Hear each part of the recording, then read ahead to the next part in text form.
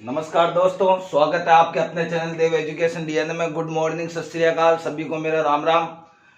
दोस्तों, आज बात करें राजस्थान ज्योग्राफी का। नेक्स्ट टॉपिक है आपके राजस्थान की मिट्टियां। ये विशेष तौर के ऊपर आपके लिए टॉपिक लेकर आए हो। जो राजस्थान पुलिस है, पटवार है, राजस्थान की आगामी भर्तियां है, जैसे ग्राम सेवक वैकेंसी है, कंप्यूटर टीचर की वैकेंसी, इन सभी भर्तियों, तमाम भर्तियों के अंदर ये टॉपिक बड़ा महत्वपूर्ण रोल अदा करता है। हर एक एग्जाम में आपके एक क्वेश्चन फिक्स होता है राजस्थान की मिट्टियां यानी मृदा से संबंधित चैनल पर। तो साथियों, आज हम आगे बढ़ते हैं राजस्थान की मिट्टियां या मृदा के बारे में। राजस्थान में मिट्टियां या मृदा के बारे में बात करें तो साथियों, मृदा होती क्या है, मिट्टी होती है उस भूमि के ऊपर एक परत होती है। तो उस परत के ऊपर जो जीवाश्म या खनिजात्मक रूप यानी प्रदान करती है पौधों को, उसे कहा जाता है मिट्टी। पौधों को क्या करवाती है, जीवाश्म या खनिजात्मक रूप प्रदान करवाती है, उसे मृदा कहा जाता है या मिट्टी कहा जाता है। साथियों, अलग अलग वैज्ञानिकों ने मिट्टियों का अलग अलग वर्गीकरण किया था। हम पढ़ेंगे आगे। रंगों के आधार पर राजस्थान की जो मिट्टी है उसको 9 भागों में बांटा गया है। रचना के आधार पर 2 भागों में बांटा गया है और वैज्ञानिक तरीकों यानी वैज्ञानिक वर्गीकरणों के आधार पर राजस्थान की मृदा को 5 भागों में बांटा गया है। राजस्थान की मिट्टी की अगर मैं बात करूं तो मिट्टी का सबसे पहले आपको याद रखना है अध्ययन क्या कहलाता है। मिट्टियों का अध्ययन कहलाता है प्यारे साथियों पेडोलॉजी। कई बार एग्जाम में क्वेश्चन पूछा जा चुका है, मिट्टियों का अध्ययन क्या कहलाता है, पेडोलॉजी। पेडोलॉजी, मिट्टियों का अध्ययन पेडोलॉजी कहलाता है। अब अगर मैं बात करूं तो रचना के आधार पर मिट्टी की, तो रचना के आधार पर साथियों जो मिट्टी है वो 2 भागों में बांटा गया है। रचना के आधार पर 2 भागों में मिट्टी को बांटा गया है। पहली मिट्टी कहलाती है वो आपकी कहलाती है स्थानीय मिट्टी, और 2 नंबर पर रचना का आधार पर अगर मैं बात करूं तो साथियों वह है विस्थापित मिट्टी कह सकते हो। स्थानांतरित या स्थानीय या विस्थापित मिट्टी क्या होती है, बात करते हैं विस्थापित। पहले स्थानीय मिट्टी के स्थान विशेष के लिए एक मिट्टी का प्रयोग, यानी नाम से पता चल रहा है कि एक मिट्टी होती है जिसका, मिट्टी का क्या होता है साथियों, राजस्थान में मिट्टियों से संबंधित बहुत बड़े कारक होते हैं कि मिट्टी 2 या 3 तरीके से ऐसे होती है कि मिट्टी का अपवर्तन होता है। देखो, अपवर्तन एक तो होता है पवनों के द्वारा, एक होता है साथियों आपके हिम अपवर्तन, तो होता नहीं है राजस्थान में। उसके बाद में क्या होता है, नदी नालों के द्वारा जो अपवर्तन होता है, नदियों के द्वारा जल काट कर एक स्थान से दूसरे स्थान पर ले जाती है, वो चंबल नदी सर्वाधिक करती है मृदा अपवर्तन। दूसरा होती है पवन अपवर्तन, पवनों के द्वारा, यानी रेत के टीले आज यहाँ थे, रेत यहाँ थी, कल वहां चली गई, यहाँ चली गई, यानी रेत के टीलों का जो भंवर है या रेत के टीले वो एक स्थान से दूसरे स्थान तक विस्थापित हो जाते हैं, चले जाते हैं। वो पवनों के द्वारा जो मिट्टी का स्थानांतरण होता जाता है, हटती है, उसे विस्थापित, पवन विस्थापित कहा जाता है। जैसे राजस्थान का जैसलमेर का एरिया, वहां पर सर्वाधिक हमें देखने को मिलेगा। स्थानीय मृदा वे कहलाती है जिसका सबसे कम अपवर्तन होता हो, अर्थात एक स्थान पर ही वो मृदा रहती हो या मिट्टी रहती हो जिसका कोई भी अपवर्तन नहीं होता हो, कम से कम मात्रा में हो तो भी, उसे स्थानीय मृदा कहा जाता है। इस मिट्टी की सबसे अच्छी बात याद रखना, इसके अंदर साथियों बेसाल्ट तत्व पाया जाता है। बेसाल्ट तत्व वे विखंडित चट्टानों के द्वारा, विखंडित चट्टानों के द्वारा निर्माण होता है। विखंडित चट्टानों के द्वारा निर्माण होता है साथियों इसका। अर्थात आपके एग्जाम में रचना के आधार पर मिट्टी के प्रकार पूछे तो 2 प्रकार से देना, स्थानीय मृदा वे विखंडित बेसाल्ट चट्टानों के द्वारा जो निर्माण होता है, इसके अंदर तत्व पाया जाता है। और इसका सबसे अच्छा उदाहरण याद रखना आपको कि ये आपको याद रखना है काली मृदा। काली मृदा कपास के लिए सबसे उपयुक्त मानी जाती है। हाड़ौती क्षेत्र के अंदर ये मृदा पाई जाती है, पहले बताया था आपको, आगे और बात करेंगे। बेसाल्ट तत्व क्या होता है, विखंडित चट्टानों के द्वारा ये निर्माण होता है। फिर है विस्थापित मृदा। विस्थापित मृदा वे कहलाती है जिसका सर्वाधिक अपवर्तन होता है, पवन अपवर्तन या नदी, यानी आप कह सकते हो कि पवनों अपवर्तन 2 तरीके से होता है, पवनों एंड नदियों के द्वारा, जिसका अपवर्तन होता है, अपवर्तन कह सकते हो, या वायु के वेगों के द्वारा वो एक स्थान से दूसरे स्थान तक चली जाती है, उसे विस्थापित या विस्थापित मृदा कहा जाता है साथियों। इसका सबसे अच्छा उदाहरण है, आप याद रख सकते हो, रेतीली बलुई मृदा। रेतीली बलुई मृदा इसका उदाहरण है। रेतीली बलुई मृदा राजस्थान के पश्चिमी मरुस्थलीय प्रदेश में पाई जाती है। इससे पहले कि हम आगे और पढ़े, एक बात और बता देता हूं कि हमें याद रखना पीएच स्केल होती है जिसके द्वारा पीएच मान मापा जाता है। आप साइंस में पढ़ोगे तो पीएच मान 6.5 से लेकर पीएच मान 7.5। अगर आपके एग्जाम में पूछ लिया जाए कि पीएच स्केल के द्वारा मापा जाता है, पीएच स्केल के द्वारा पीएच मान मापा जाता है, पीएच मान मापते हैं अम्लीय है या क्षारीय है या सामान्य है, उदासीन है, तो कोई भी मिट्टी का पीएच मान 6.5 से लेकर 7.5 के मध्य हो तो मिट्टी कहलाएगी सामान्य मृदा, सामान्य मृदा कहलाती है। अगर साथियों कहा जाता है 7.0 से कम हो तो वो कहलाएगी अम्लीय मृदा।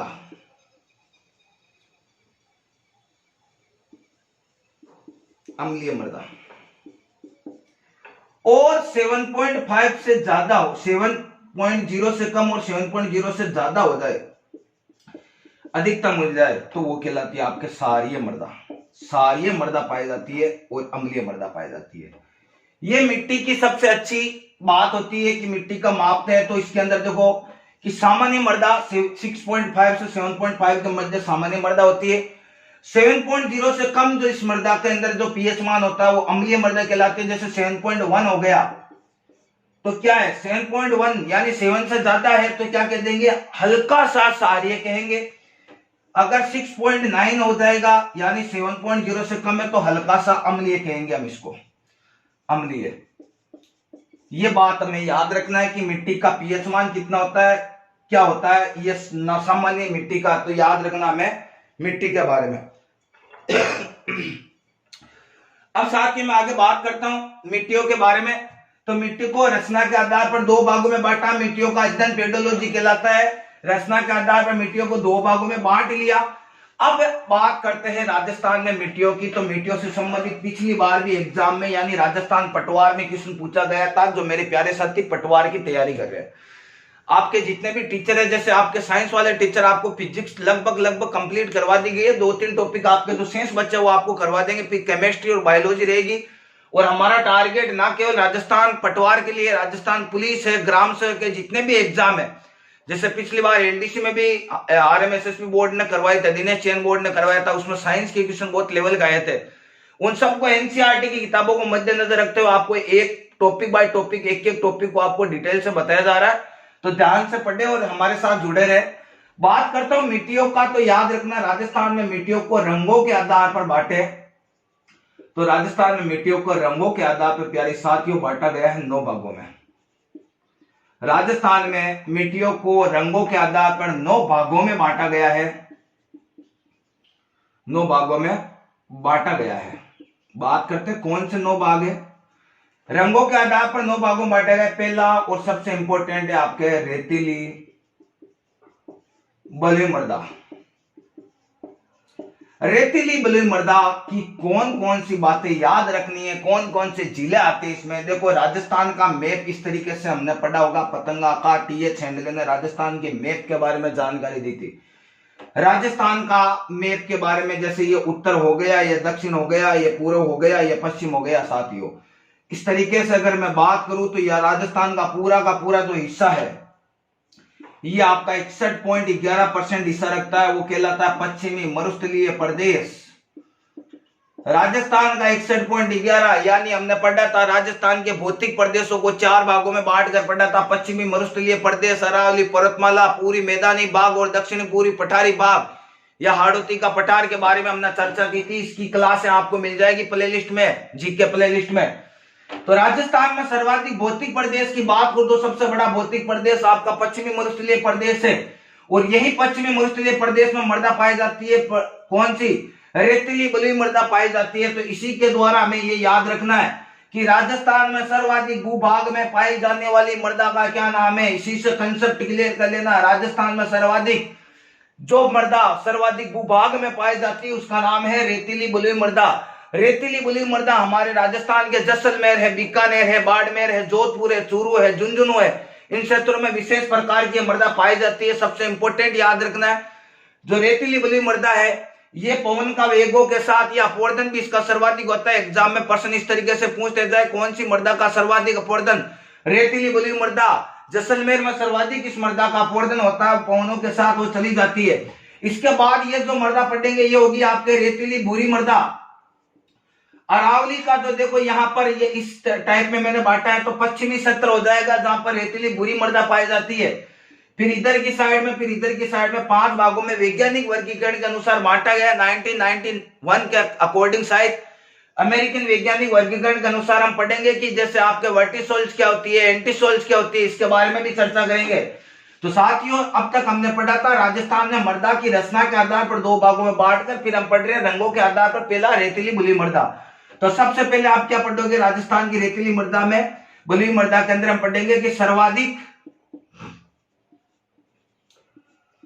भूभाग पर पाई जाने वाली, या आप ये कह सकते हो सर्वाधिक भाग में पाए जाने वाली या भूभाग में पाई जाने वाली मृदा, पाई जाने वाली मृदा रेतीली बलुई मृदा, यानी सर्वाधिक पाए जाते हैं रेतीली बलुई मृदा। रेतीली बलुई मृदा के अंदर कौन से तत्वों की सर्वाधिक कमी होती है और कौन से जो तत्व है उसकी क्या होती है आपके साथियों? कमी होती है और अधिकता होती है, इसके बारे में बात करेंगे। तो साथियों याद रखना, एक तो कार्बनिक यौगिक, कार्बनिक तत्व है, कार्बनिक तत्व है, प्लस नाइट्रोजन की कमी होती है इसमें। राजस्थान के लगभग सभी मिट्टियों में, रेतीली मिट्टी होगी तो उसमें तो 100% है कार्बनिक तत्व, नाइट्रोजन की होती है इसके अंदर कमी। और साथियों जो आपका कैल्शियम होता है, कैल्शियम याद रखना, कैल्शियम तत्व प्रेजेंट होता है या पाया जाता है। बस सबसे इंपॉर्टेंट बात याद रखना, आपको एग्जाम में पूछ लिया जाए निम्नलिखित में से, या आपको दे दिया जाए कार्बनिक तत्व नाइट्रोजन की कमी होती है और कैल्शियम तत्व पाया जाता है, ऐसी कौन सी मृदा है? रेतीली बलुई मृदा होती है। हालांकि कार्बनिक तत्व नाइट्रोजन की कमी जो होगी लगभग राजस्थान की मिट्टियों में आपको देखने को मिलेगी।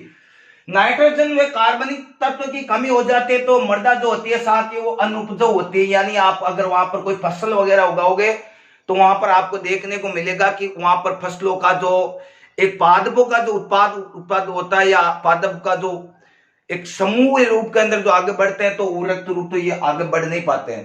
तो वर्तमान समय में इसके लिए क्या करना चाहिए फिर? तो देखो साथियों इसके लिए सबसे अच्छी बात यह है कि एक तो यहाँ पर उर्वरक हम डालते हैं खेतों के अंदर, जैसे डीएपी वगैरह बहुत ज्यादा यहाँ पर छिड़काव किया जाता है, उर्वरक या आपके जो कृत्रिम खाद बनाई जाती है गायों के गोबर के द्वारा, तो वो डाल दो। प्लस सिंचाई टाइम टू टाइम हो जाए, सिंचाई में उर्वरक टाइम टू टाइम डाले तो ये दोनों की कमी है वो दूर हो सकती है, नाइट्रोजन तथा कार्बनिक तत्वों की कमी दूर हो सकती है। इसी के साथ हमें ये याद रखना है 15वीं शताब्दी के करीब शासक थे पालीवाल, जैसलमेर में पालीवाल ब्राह्मण थे, याद रखेंगे आप, जैसलमेर में पालीवाल ब्राह्मण थे। कुलदरा गांव आज भी फेमस है, राजस्थान का भूतिया गांव कुलदरा गांव कहलाता है, भूतों का गांव कहलाता है, वहां पर पालीवाल ब्राह्मण के साथियों। तो पालीवाल ब्राह्मण में राजपूतों ने वहां पर एक कृषि प्रारंभ की थी, उस कृषि का नाम था खड़ीन कृषि, याद रखना, खड़ीन की खेती या खड़ीन कृषि। तो राजस्थान में रेतीली बलुई मृदा में क्या किया जाता है? सर्वाधिक भाग में पाई जाने वाली मृदा होती है, कार्बनिक तत्व तथा नाइट्रोजन की कमी होती है, कैल्शियम तत्व पाया जाता है, उर्वरक तथा सिंचाई अगर टाइम टू टाइम होती रहे तो ये जमीन जो होती है या ये मृदा होती है जो उपजाऊपन ला सकती है, यहाँ पर कृषि की जाती है, उसका नाम है खड़ीन कृषि। अब लास्ट और इंपोर्टेंट आपके बात करते हैं कि सर इसके अंदर जिले कौन से आते हैं? तो साथियों जिला आएंगे आपका, पहला होगा जैसलमेर, जैसलमेर आ जाएगा, बाड़मेर हो जाएगा, सबसे मेन जिले बता रहा हूं, बीकानेर हो जाएगा, चूरू हो जाएगा, झुंझुनू का भी कुछ हिस्सा आएगा और जोधपुर का सामान्य थोड़ा सा पश्चिमी हिस्सा आ जाएगा। ये होती है आपके रेतीली बलुई मृदा के बारे में मेन जो जानकारी थी मैंने आपको दे दी। तो पहले बात करते हैं रंगों के आधार पर 9 भागों में बांटा गया है। सर्वाधिक भूभाग पर पाए जाने वाली मृदा, कार्बनिक तत्व, नाइट्रोजन की कमी, कैल्शियम तत्व पाया जाता है, उर्वरक व सिंचाई अगर टाइम टू टाइम करते रहे तो ये मृदा जो होती है उपजाऊ हो जाती है, खड़ीन कृषि की जाती है। जैसलमेर में पालीवाल ब्राह्मणों ने उस समय प्रारंभ की थी, राजपूत शासकों के समय। जैसलमेर, बाड़मेर, बीकानेर, चूरू, झुंझुनू जोधपुर का कुछ हिस्सा इस रेतीली बलुई मृदा में आता है। तो साथियों एक बार आप स्क्रीनशॉट लेना चाहो तो ले लो।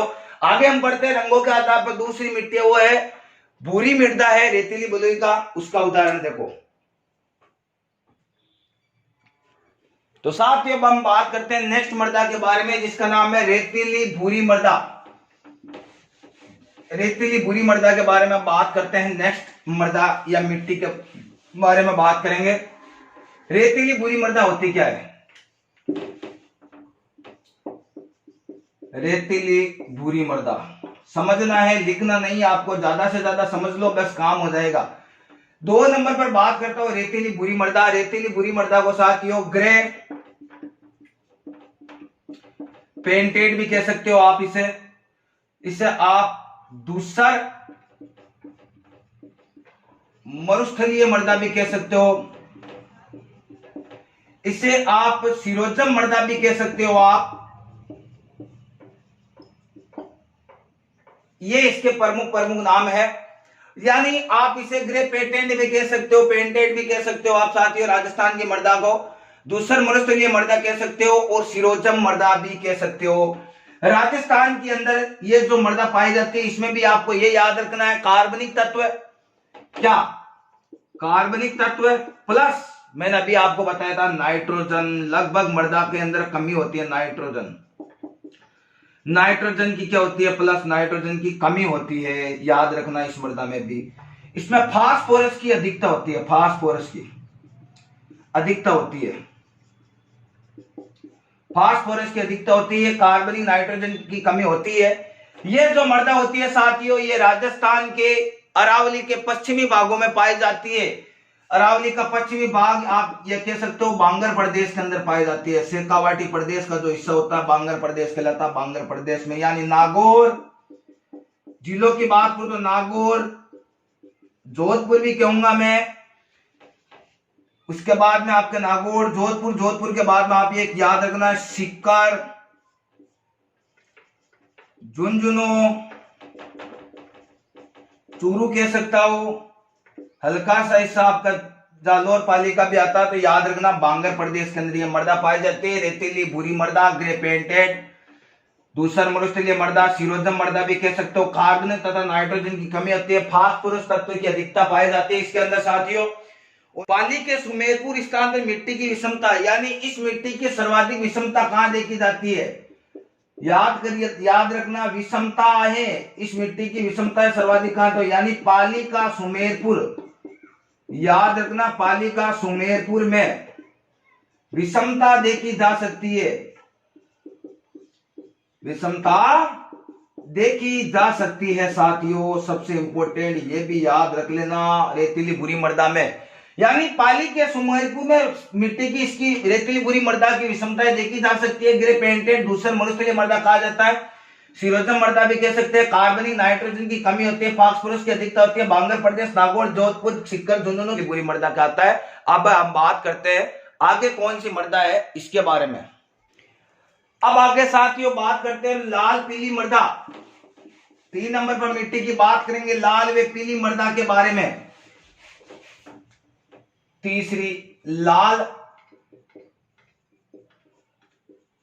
पीली मृदा।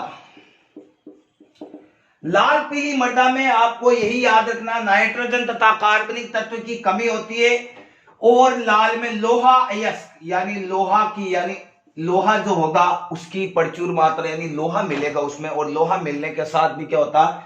लोहा की अधिकता होती है, यानी लोहा तत्व की अधिकता होती है, जिसके कारण इसका रंग लाल हो जाता है। ये पाई जाती है आपके करौली,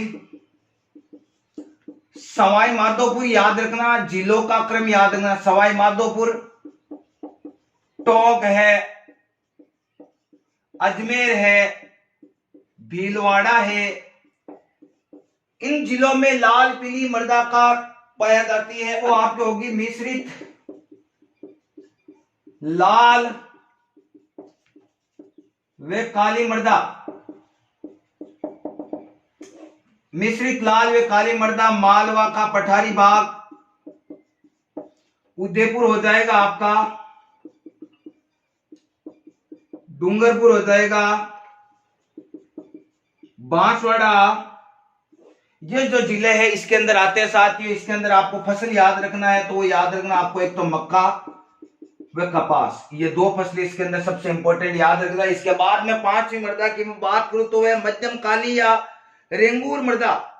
मध्यम काली, पांचवी याद रखने, मध्यम काली या रेंगूर मृदा, यह पाई जाती है आपके हाड़ौती के क्षेत्र में। सबसे इंपॉर्टेंट याद रखना, हाड़ौती क्षेत्र विशेष में पाई जाती है। बाबू को जाला दो 12, बूंदी, कोटा, झालावाड़ क्षेत्रों के अंदर यह मृदा पाई जाती है, यानी मध्यम काली या रंगूर मृदा कपास की खेती के लिए सबसे उपयुक्त मानी जाती है साथियों।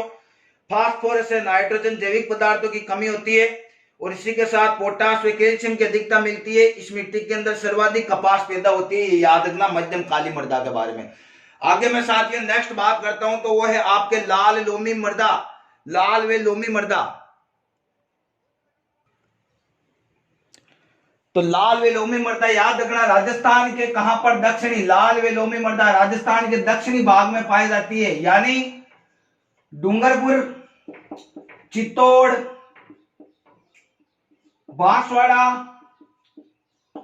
इन जिलों में पाई जाती है। अगर मैं कपास की बात करूं तो ये भी याद रख, सॉरी कपास नहीं, इसके अंदर मक्का सबसे इंपॉर्टेंट आपको याद रखना। मक्का से कपास का कुछ भी याद रख लेना, थोड़ा बहुत कपास भी। यानी लाल व लोमी मृदा पाई जाती है राजस्थान के डूंगरपुर, चित्तौड़गढ़, बांसवाड़ा, दक्षिणी भाग, राजस्थान के दक्षिणी भाग के अंदर यह मृदा पाई जाती है साथियों। इसके अंदर आपको ये याद रखना है कि लोहे तत्वों की अधिकता होती है, मिट्टी का रंग लाल होता है, यानी लाल जहां पर होगी वह लोहे तत्वों की अधिकता होगी। लाल का संबंध लोहा तत्व से, लोहा तत्व की अधिकता होगी, मिट्टी का रंग भी क्या होगा, लोमी के अंदर लाल ही रंग होगा। इसी के साथ नेक्स्ट मृदा की मैं बात करता हूं तो वह है आपके कछारी जलोढ़ मृदा। पूर्वी मैदानी भागों में मैंने पढ़ाया था आपको जलोढ़ मृदा क्या होती है। जलोढ़ मृदा या कछारी मृदा भी आप ये कह सकते हो। तो जलोढ़ मृदा पाई जाती है आपके पूर्वी मैदानी भागों में पाई जाती है, पूर्वी मैदानी भागों में।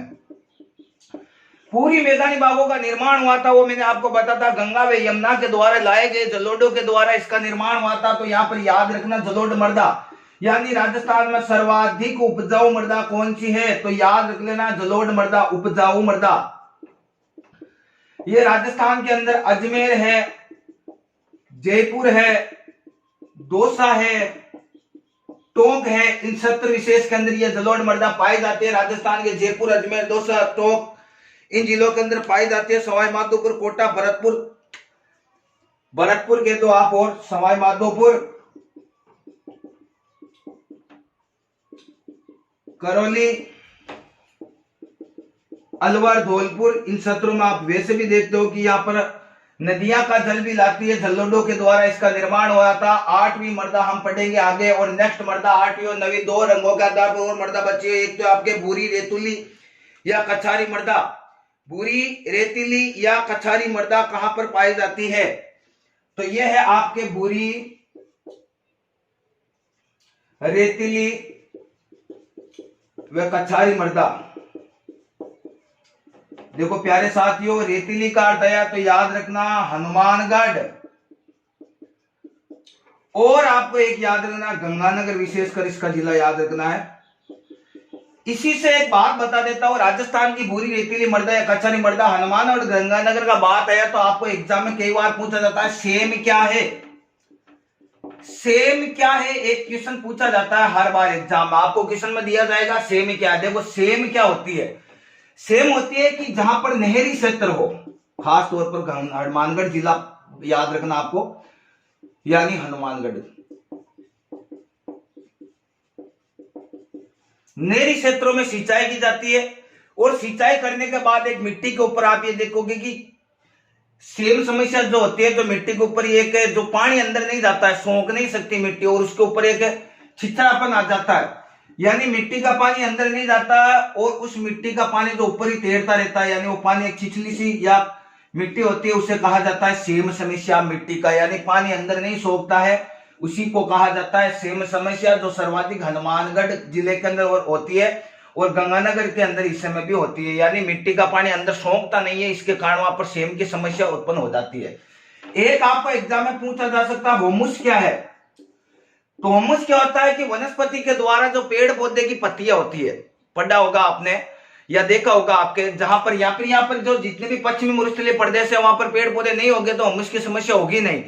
यहाँ पर क्या होगा कि हुमस क्या होती है कि एक पेड़ पौधे की जो पत्तियां होती है, जैसे पतझड़, या आप देखोगे पत्तियां झड़ जाती है, या पत्तियां झड़ने के बाद में वो जैसे ही धरातल पर गिरती है और गिरने के बाद उसका जो खाद बन जाती है, यानी पत्तियों के द्वारा खाद बन जाती है, तो उसे कहा जाता है हुमुस कहा जाता है। ये भी याद रखना, वनस्पतियों के द्वारा सड़े गले पत्तों के द्वारा जो खाद बनती है उसे हुमुस कह सकते हो, या फिर सड़े गले जो होती है, सड़ती गलती है पत्तियां, उसे हुमुस की समस्या या हुमुस भी कह सकते हो आप। लवणीय मृदा, लवण की मात्रा जहां पर पाई जाएगी वो लवणीय मृदा होगी। लवणीय मृदा बाड़मेर, गंगानगर कह सकता हूं मैं, बाड़मेर कह दो, जालोर कह दो, भरतपुर, अलवर का जो क्षेत्र है याद रख लेना, ये होती है लवणीय मृदा। यानी राजस्थान की मिट्टियों का वर्गीकरण क्या था जो हमने पढ़ लिया था। लाल लोमी मृदा दक्षिणी भाग डूंगरपुर, बांसवाड़ा, चित्तौड़गढ़ के अंदर पाई जाती है। जलोढ़ मृदा जो होती है राजस्थान की सर्वाधिक, क्वेश्चन इस तरीके से पूछते जाए राजस्थान के अंदर सर्वाधिक मृदा जो पाई जाती है वो कौन सी मृदा है, तो रेतीली बलुई मृदा। और सबसे उपजाऊ मृदा का नाम पूछ लिया जाए तो जलोढ़ मृदा सबसे उपजाऊ मृदा होती है, जो आपके राजस्थान के पूरी मैदानी भागों में पाई जाती है। अजमेर, जयपुर, दौसा, टोंक, सवाईमाधोपुर, करौली, अलवर, धौलपुर क्षेत्रों में पाई जाती है। भूरी हुई रेतीली मृदा, कछारी मृदा, हनुमानगढ़, गंगानगर क्षेत्र विशेष याद रखना। लवणीय मृदा क्या होती है, बाड़मेर, जालोर क्षेत्रों के अंदर, विशेष के अंदर, या गंगानगर एरिया भी आप ये कह सकते हो, इनके अंदर पाई जाती है। 1991 के अंदर आपके अमेरिकी वैज्ञानिकों के द्वारा एक वर्गीकरण किया गया था, वो था आपके मृदा का वर्गीकरण। इन मृदा के वर्गीकरण के द्वारा राजस्थान के अंदर वैज्ञानिक वर्गीकरण के अनुसार, साथियों बात करते हैं वैज्ञानिक वर्गीकरण के अनुसार राजस्थान की मिट्टियों को 5 उपभागों में बांटा गया है। तो पहले है एरिडोसोल्स। कई मेरे साथी तैयारी करते हैं, उनकी दिक्कत आती है कि यार एरिडोसोल्स क्या होती है, एरिडोसोल्स के बारे में पता नहीं चलता, कंफ्यूज होता है। देखो एरिडो से आप ले लो एडी, पेड़ की एडिया होती है वहां से ले लो एरिडो। एडी क्या हो जाती है, सूख जाती है। कब सूखती है एडी, एडी शुष्क हो जाती है सर्दियों में। करे क्रीम लगाओ, बोलते हैं हम करे क्रीम लगाओ एडिया फटी हुई हो तो, यानी सर्दियों में क्या हो जाती है सोल्स, या आप ये भी कह सकते हो सोल्स यानी आत्मा होती है। यानी एडी, एरिडो से एडी लेनी है, पेड़ की एडी एरिडो, सीधी बात है। और सर्दियों में क्या हो जाती है, ये शुष्क हो जाती है। यानी एडी का संबंध क्या हो जाता है, शुष्क से है। यानी एरिडोसोल्स का सीधा याद रखना, शुष्क मिट्टी कह सकते हो या शुष्क जलवायु कह सकते हो। एरिडोसोल्स या शुष्क मिट्टी या शुष्क जलवायु राजस्थान के किन किन जिलों में पाए जाते हैं, तो याद रखना है आपको, पहला हो जाएगा आपका नागौर, नागौर के बाद में याद रखना है शेखावाटी क्षेत्र पूरा, चूरू, सिक्कार, झुंझुनू, उसके बाद में आपका अजमेर का हिस्सा भी आता है इसके अंदर, टोंक भी आएगा साथियों, जोधपुर का हिस्सा भी कुछ आएगा, जो राजस्थान के जो पहले बुरी रेतीली मृदा पड़ा था, इन से जिलों के अंदर बात करेंगे। यानी शुष्क मरुस्थलीय प्रदेश यानी शुष्क जलवायु प्रदेश के बारे में। तो जो शुष्क जलवायु प्रदेश है अर्थात शुष्क मिट्टी, एरिडोसोल का संबंध इसी से हो जाएगा साथियों। तो ये है राजस्थान की एरिडोसोल मृदा, जो आपके कहां पाई जाती है, शुष्क जलवायु, जालोर, पाली, नागौर, जोधपुर, इसके अंदर पाई जाती है। फिर है एंटीसोल्स, पीली बुरी मिट्टी, साथ ही याद रखना एंटीसोल्स, ये होगा आपके पीली बुरी मिट्टी। इसके अंदर आप और ये लिख लेना, पाली हो जाएगा, जालोर हो जाएगा। एंटीसोल्स पीली बुरी मिट्टी। अब देखो अंटी की सोल, कोई बात नहीं, याद नहीं रहे तो इस तरीके से याद, यानी एरिडोसोल का क्या याद रखना, एडी शुष्क होती है, शुष्क, शुष्क का संबंध एडी से। और यहां पर एंटी सॉल्स, अंटी का संबंध किससे, पीली और बुरी। यानी अंटी का जो एक साल है, सोल्स यानी साल, देखो यहाँ सोल्स लिखा है, यहाँ पर सोल्स यानी साल ले सकते हो, या अंटी की सोल है वो कैसी है, अंटी आया यहाँ पर देखो एंटी सोल्स, एंटी सोल्स यानी अंटी की साड़ी है पीली व बुरी, तो पीली व बुरी का संबंध हो जाएगा अंटी सोल्स है। ये पाई जाएगी आपके राजस्थान के पश्चिमी मरुस्थलीय प्रदेश के अंदर। सबसे इंपॉर्टेंट ये याद रखना है कि क्षेत्र कौन सा है, जो हमने पढ़ी थी रेतुली बुली मर्दा, उसी का क्षेत्र, यानी जैसलमेर हो जाएगा, बीकानेर हो जाएगा, बाड़मेर का कुछ हिस्सा होगा प्यारे साथियों, जोधपुर का भी कुछ हिस्सा आएगा। तो ये होगा आपके एंटी सोर्स। 3 नंबर पर है आपके एलपी सोर्स,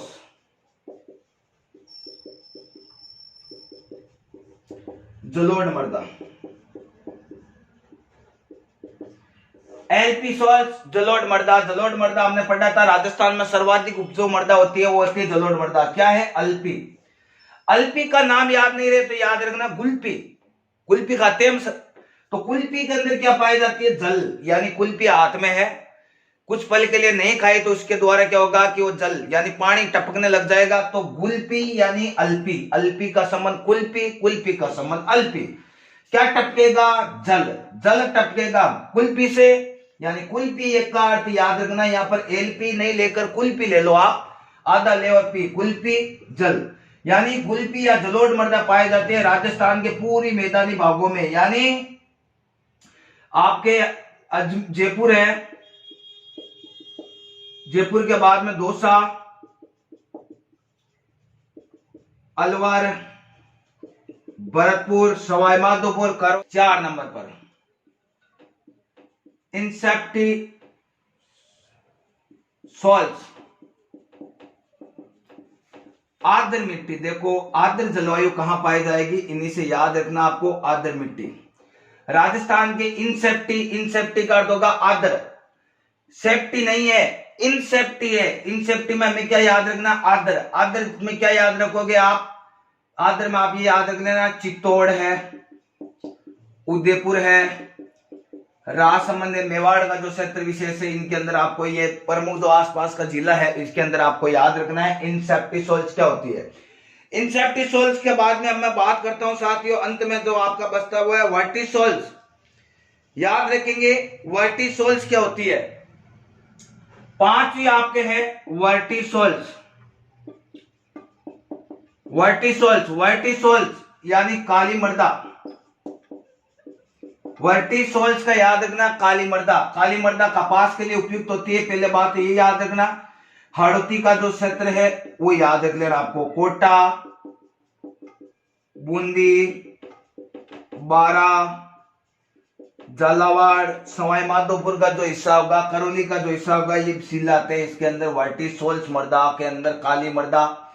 इंसेप्टिसोल्स में आर्द्र मृदा, एल्पिसोल्स में जलोढ़ मृदा, एंटीसोल्स में पीली बुरी मृदा, एरिडिसोल्स के अंदर आपको याद रखना शुष्क जलवायु मृदा या शुष्क मृदा मिट्टी कह सकते हो। तो ये थी आपके वैज्ञानिक, यानी 1991 के अंदर अमेरिकी वैज्ञानिकों ने इस मृदा को बांटा था, मैंने आपको बता दिया है। अब पढ़ते हैं मृदा से संबंधित कौन कौन से क्वेश्चन आपको एग्जाम में पूछे जाते हैं, इनके बारे में चर्चा करते हैं। साथ ही बात करते हैं राजस्थान की मिट्टी से संबंधित क्वेश्चन। तो पहला क्वेश्चन याद रखना, राजस्थान में एक शुरुआत की थी 19 फरवरी 2015, 19 फरवरी 2015 को पीएम प्रधानमंत्री ने एक योजना की शुरुआत की थी, मृदा स्वास्थ्य कार्ड योजना। याद रखना मृदा स्वास्थ्य कार्ड योजना 19 फरवरी 2015 राजस्थान के सूरतगढ़, गंगानगर में पड़ता है सूरतगढ़। गंगानगर में प्रधानमंत्री नरेंद्र मोदी ने राजस्थान मृदा स्वास्थ्य कार्ड योजना की शुरुआत की थी। इसमें क्या होता है कि आप मिट्टी, कोई भी किसान भाई है वो अपनी मिट्टी, खेत की मिट्टी उठाइए, लेबोरेटरी में जाइए और जांच करवाइए कि आपकी मिट्टी में कौन सी प्रॉब्लम आई, आपको बताएगी कि इसमें नाइट्रोजन की कमी है, फास्फोरस की अधिकता है, क्या है क्या नहीं है, इसकी जांच की जाएगी। तो यार नेक्स्ट बात करता हूं, राजस्थान में सर्वाधिक उपजाऊ मृदा यानी सर्वाधिक उपजाऊ क्षेत्र कहां है। उपजाऊ क्षेत्र की अगर बात करें, राजस्थान में सबसे ज्यादा उपजाऊ क्षेत्र कहलाएगा गंगानगर। कारण क्या है? गंगानगर की मृदा भी ठीक है, नेरी क्षेत्र भी ठीक है। यह भी याद रखना, नेरी क्षेत्र जो है वो सर्वाधिक, और उपजाऊ क्षेत्र यानी सर्वाधिक मृदा कृषि की जाती है वो गंगानगर में। इसी के साथ आपको याद रखना सर्वाधिक व्यर्थ भूमि कहाँ है, यानी सबसे कम बोया जाने वाला और व्यर्थ दोनों एक ही बात याद रखना, सबसे कम बोया जाने वाला क्षेत्र कम बोया जाने वाला क्षेत्र,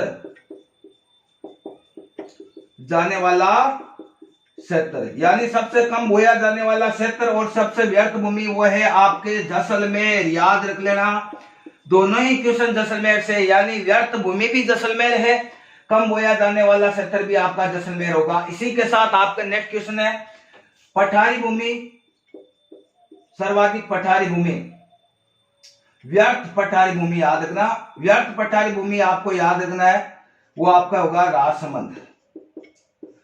व्यर्थ पठारी भूमि, सर्वाधिक व्यर्थ पठारी भूमि राजस्थान में राजसमंद, और राजस्थान में सर्वाधिक पड़ती भूमि पूछ लिया जाए, पड़ती, तो पड़ती का याद रखना, पड़ती परतदार जो होगी आपके जोधपुर के अंदर। अब बात करते हैं, यहीं से एक क्वेश्चन बनता है गंगानगर के पास से, हनुमानगढ़ से।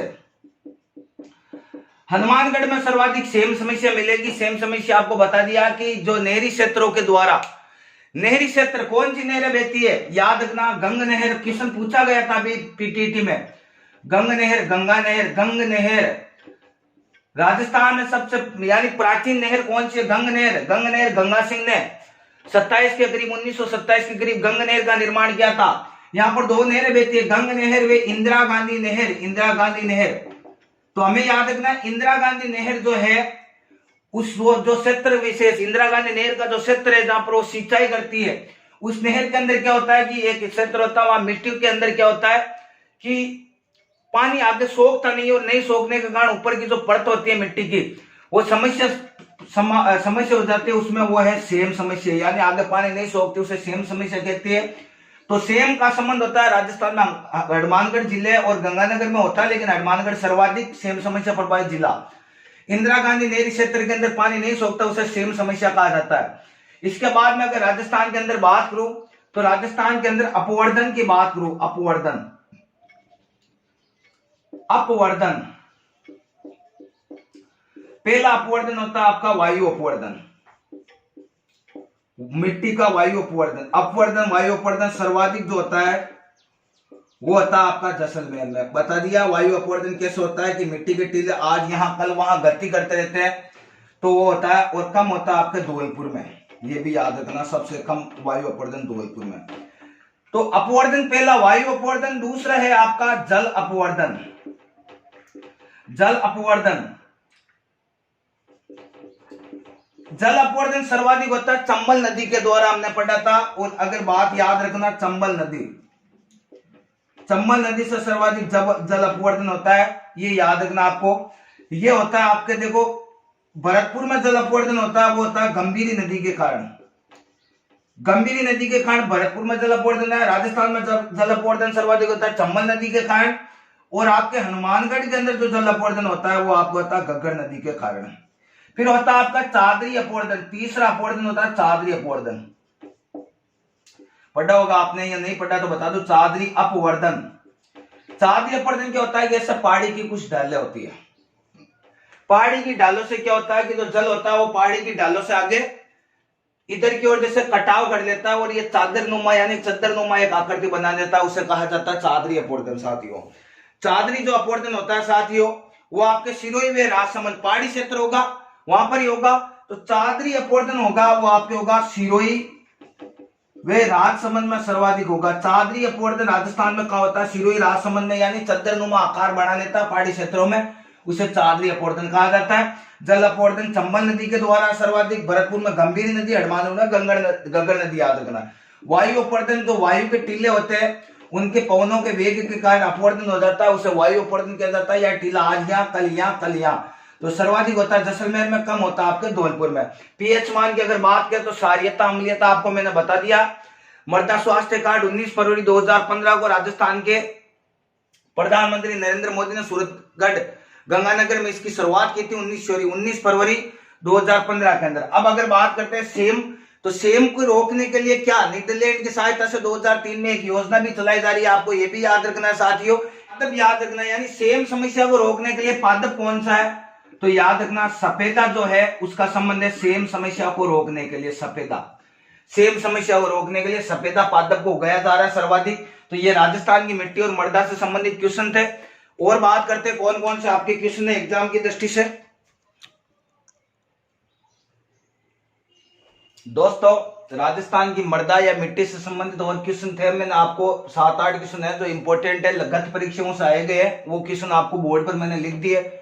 समय कम है, इसको मद्देनजर रखते हुए मैंने आपको पहले बोर्ड पर लिख दिए। अब बात करते हैं इनसे संबंधित क्या क्या आंसर या कैसे एग्जाम में पूछे जाते हैं। पहला प्रश्न है, राजस्थान में मरुस्थल वर्षारोपण अनुसंधान केंद्र कहाँ स्थित है? राजस्थान में मरुस्थल वर्षारोपण एवं अनुसंधान केंद्र 1952 में खोला गया था, जोधपुर में ओपन किया गया था। इसको याद रखना, जोधपुर में स्थित है, जोधपुर में खोला गया था।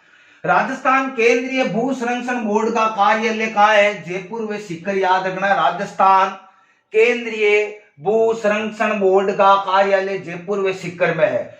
आपको प्रश्न ऐसा दे दिया जाए, केंद्रीय मृदा लवणता अनुसंधान केंद्र कहाँ है? तो वो होगा आपका करनाल, हरियाणा के अंदर स्थित है। राजस्थान में 12 अस्थायी और 8 स्थायी मृदा प्रयोगशाला चल रही है।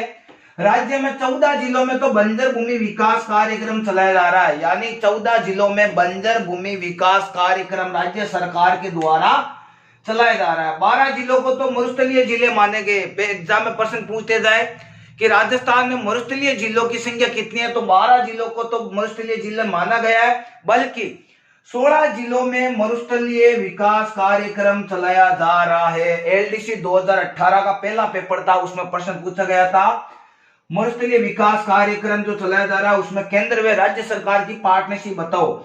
याद रखना, 16 जिलों में चलाया जा रहा है और यह है केंद्र सरकार का 75% अंश है, इसमें राज्य सरकार का 25% इसके अंदर हिस्सा है। इन दोनों के द्वारा मिलकर एक योजना चलाई जा रही है, मरु विकास कार्यक्रम योजना। राजस्थान के मरु विकास कार्यक्रम योजना 16 जिलों में चलाई जा रही है, जो केंद्र सरकार का 75% हिस्सा और राज्य सरकार का 25% हिस्सा है।